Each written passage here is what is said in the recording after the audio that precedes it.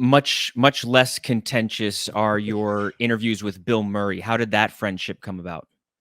Through the ESPYs in the early '90s, one of the first ones, I was doing Sports Center with Dan Patrick, and they said, go down, we're going to do the ESPYs. Bill Murray watches, and he's going to be part of the award show. We want you guys, he'd like to have you guys be in there somewhere.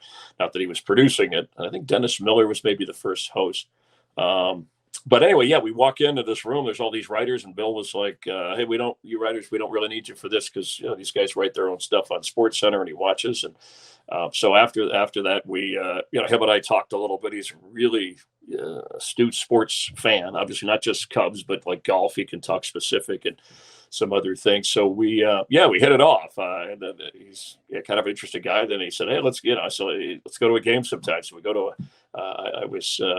I was doing like a weekday show, and he said, "Let's go to a Mets game tomorrow."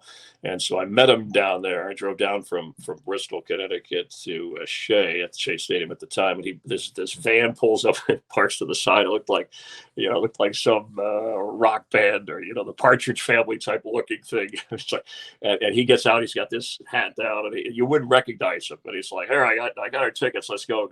And so I was like, okay, he doesn't want to be bothered by. So we get in and we walked out, and we're a few rows back from home plate, and I think it was Mark Grace who was batting Cubs Mets, and so I said, "What's with the outfit, Bill?" He's like, "Well, I just people want to watch the game. I don't want to be a distraction." And then I forget there was some pitch with the umpire or something, and he jumps up and yells, "Come on, that wasn't a strike. That wasn't," like yelling like a fan. And then all of a sudden, everybody, including Mark Grace, looks back and says, "Hey, Bill," and all is like, "Hey, Bill." So there's a swarm around him, and the rest of the game was fans being interested in Bill Murray, but. Since then, we've golfed. He's been over my house. I've been out to his house through the years. Some of his movie openings. He's just, he's everything you hear about the kind of guy on the street he is. He likes that. He loves people. Comes from a big family.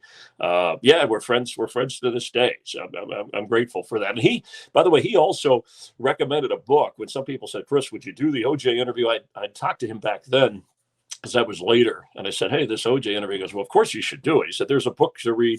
And it has something to do about how you talk to kids and how you listen and how kids talk to you as a parent." And he said, "Read that." He goes, "That'll help you with a guy like OJ, the way he tries to, spin a conversation." So it was a helpful hint from Bill. And I've bounced some other things off of him through the years, and he's, where he'll send me a text, "Hey, you overdid this," or "You should dial it back on that," or whatever. So sometimes he's joking. Sometimes he's just being a sports fan critic. But yeah, it's kind of a very interesting relationship. One I never thought would have developed over 20 plus years.